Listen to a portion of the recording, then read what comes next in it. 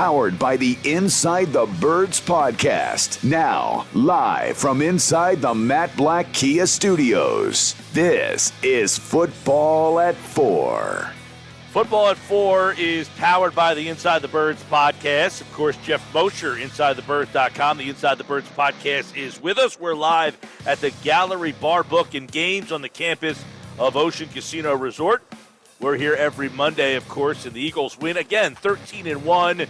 The Dallas loss yesterday has widened the gap to 3 games with 3 to go. They play on Sunday. We'll dance around that and more with Geoff Mosher from InsideTheBirds.com. And the Inside the Birds podcast was fresh and hot out the kitchen this morning. What's going on, Geoff? What's going on, Mike? How you doing? All is well, bud. 13-1. Eagles win 25-20 over the Bears. You know, not the most aesthetically pleasing game yesterday, but they got a win on the road. It's kind of a tough weather environment there. I guess a lot of people questioning, hey, what was that game plan yesterday? Did you have a problem with the offensive game plan yesterday?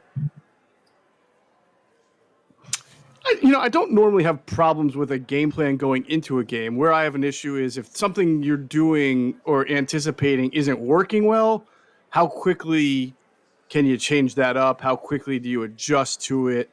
And I felt that in general, they were a little bit slower, obviously. I think obviously slow to want to control the game on the ground when things weren't going so well early.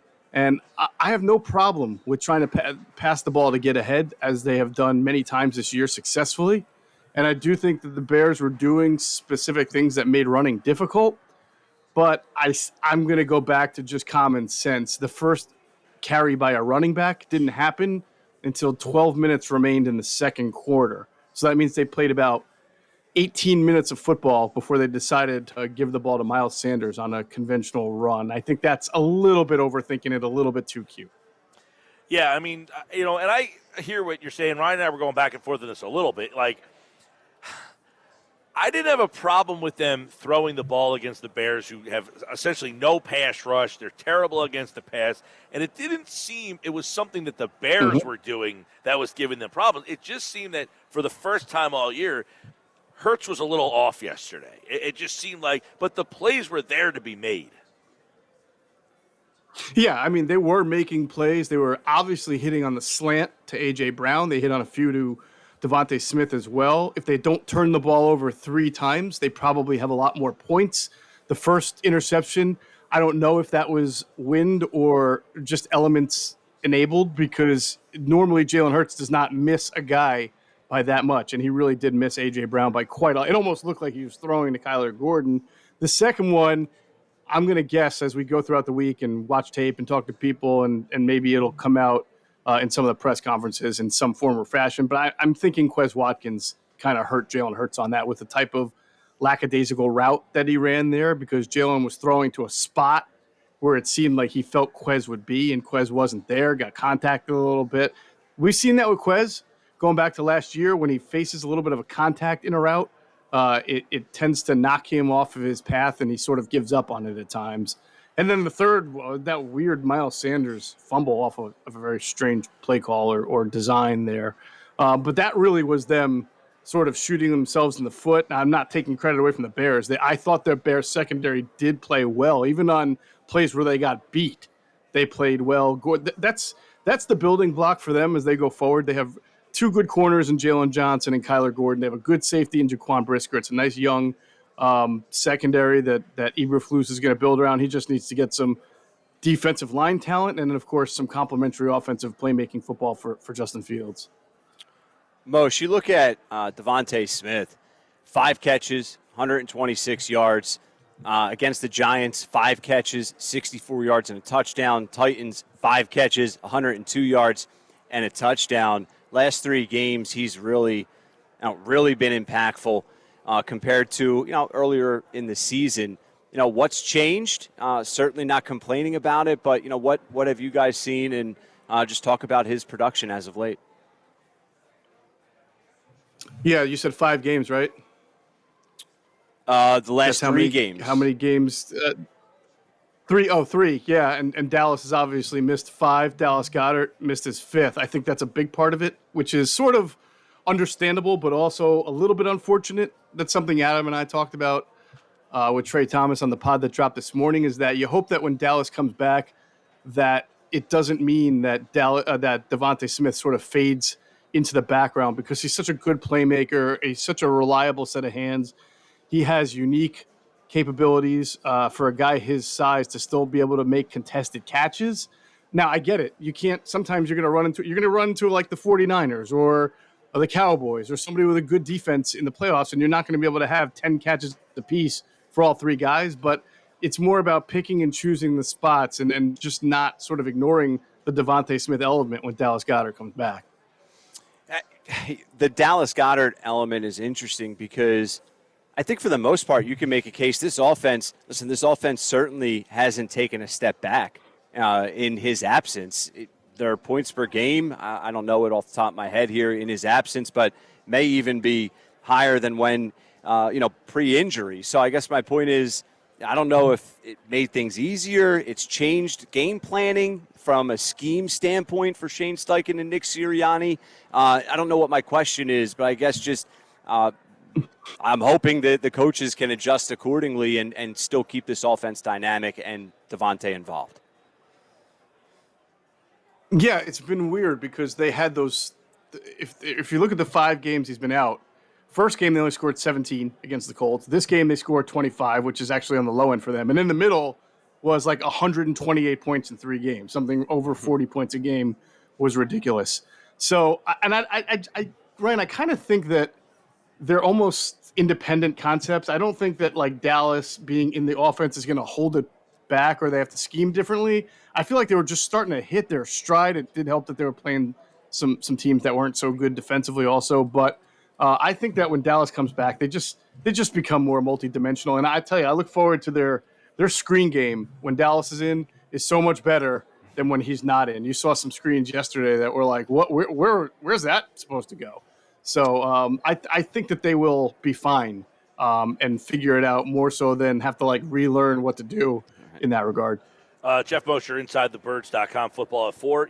Yesterday, we heard a lot. I thought Darius Slay said something. He's like, look, I've been in Philly in January. It's not nearly as bad as it was there yesterday. Do we think that the elements had a big factor in the way that game went offensively for Philadelphia? I mean, they still scored 25 points in the game, which is nothing to sneeze at for most teams. But right. They certainly had their moments.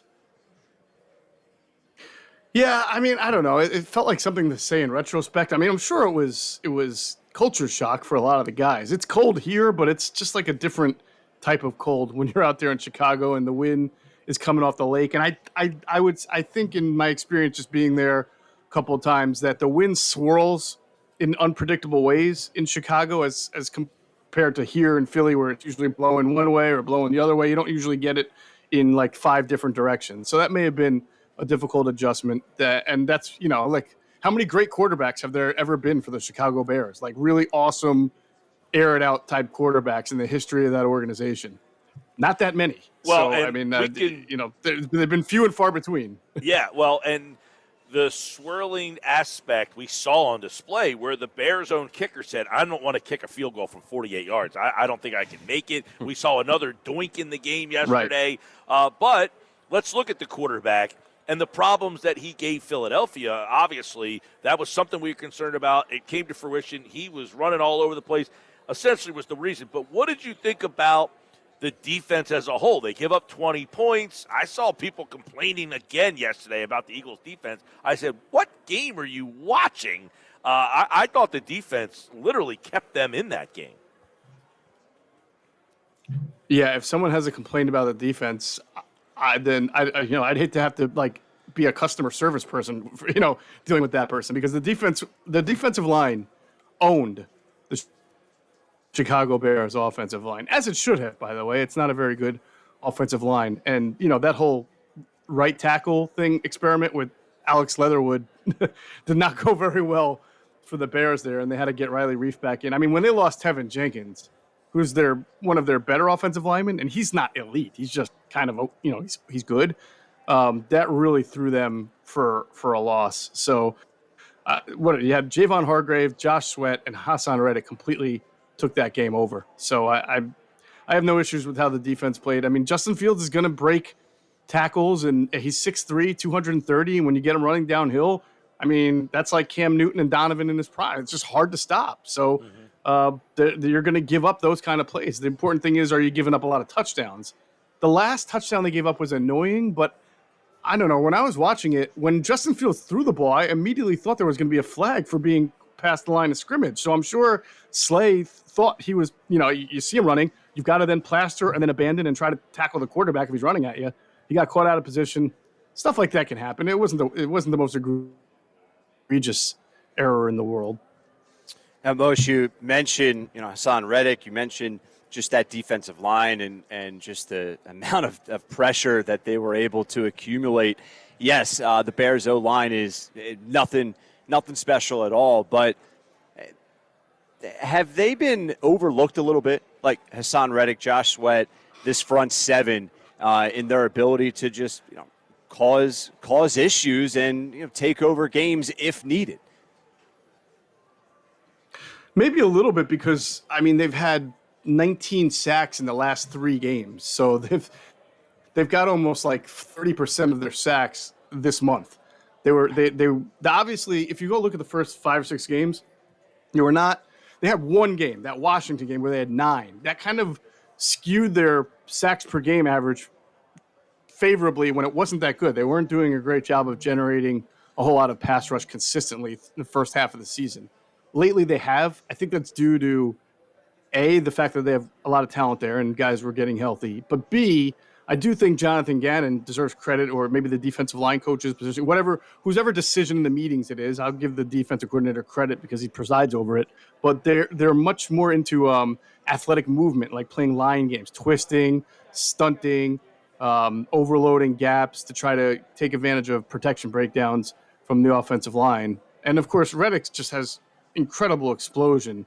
If you don't have a good set of tackles, it's going to be a real nightmare for you to compete against the Eagles. And we've seen that from some teams that have been overwhelmed there because they just have too much talent at the edges there with Reddick and Sweat, BG coming in, and even on the interior. If you're going to beat the Eagles, you really, really need to have a great offensive line or figure out a way like Washington did to overcome the lack of a great offensive line by being able to kind of like chip away, run the ball. But even in that game, we remember the Eagles turned the ball over 4 times. Moshe, I want your thoughts on this, and we are definitely getting way ahead of ourselves with you especially. But let's get weird here for a second. So Dallas week now. Let's say the Eagles win. Gil and I were debating this. Is Nick Sirianni going to potentially rest his starters for 2 games, not including the bye that they would inevitably have as well going into the playoffs? What do you do in that situation? What's your thought? It's a fascinating question because there's actually something at stake with the New Orleans game, even if they clinch against Dallas, and that's the old draft pick thing. I mean, you have a chance to move your draft pick. Now, it's kind of funny because you're asking players to go out there and play so the team can get a higher draft pick and maybe pick a guy that's going to replace one of those like 300 players who are on contract years this year. So it's a little bit interesting. What I suspect will happen if they clinch against the Cowboys is that at least against New Orleans, remember, if Minnesota wins and the Eagles win, they still don't clinch the number 1 seed, if I'm not mistaken, because then there'd still be 3 games left, is it? Let's see, 14. No, after next week. They'd be 14-1, right? Yeah, they'd be 14-1, so they'd have 2 games left. Eagles would be 14-1. Minnesota would be 12-4. Mm-hmm. So, yeah, the Eagles can't get. So to they would have the 4 tiebreaker, even if the Eagles lost out and the Minnesota. So does it come down to a tiebreaker? I guess it would come down to a tiebreaker. If the Eagles lose out and Minnesota wins out, they would finish with the same record, and the Eagles would get it. Yeah. Yeah, that's a good point. So I still don't think he's going to rest guys for an entire game for 2 weeks. Now, he may pull some guys, 3rd, 4th quarter. You may see more touches for a Scott and a Gainwell. Might see, maybe a little Cam Jurgens in the second half of a game. But I don't think he's going to go full-on backups from, with 3 weeks left to go in the regular season. No, but it puts him in a really 2 weeks. It puts him in a tough spot where You know, if they win the game on Christmas Eve, they would essentially have clinched everything. I mean, so you're playing. Well, I mean, actually, Minnesota has 3 losses, but Philadelphia has the tiebreaker. Right. Yeah. Right. But if the Eagles, I would say game, this, that the 2017 team did that, right? They clinched with 2 weeks to go, and they lost the game against Dallas, and then the Raiders game, I think that they played backups and still won a title. I'd have to go back and remember. I know they lost 6-0 to Dallas in like one of those like 5-degree games, and then the Raiders game they did the same thing. I think they were able to. But at least then you say, Foles is the quarterback now. Yeah. Well, listen, if they take care of business on Christmas Eve, New Year's Day they would play, and then the Giant game, and then they would have a bye. So you're possibly talking about 3 games that don't have a lot of intense. 3 weeks, I should say. 2 games and 1 bye where you don't have a lot of intensity in those games.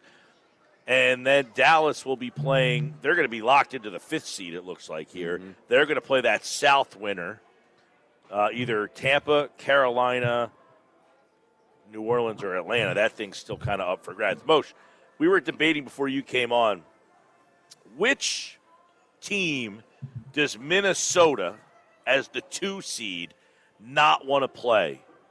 New York, Washington, Seattle, or Detroit? Detroit. Wow, he's with the Lions too.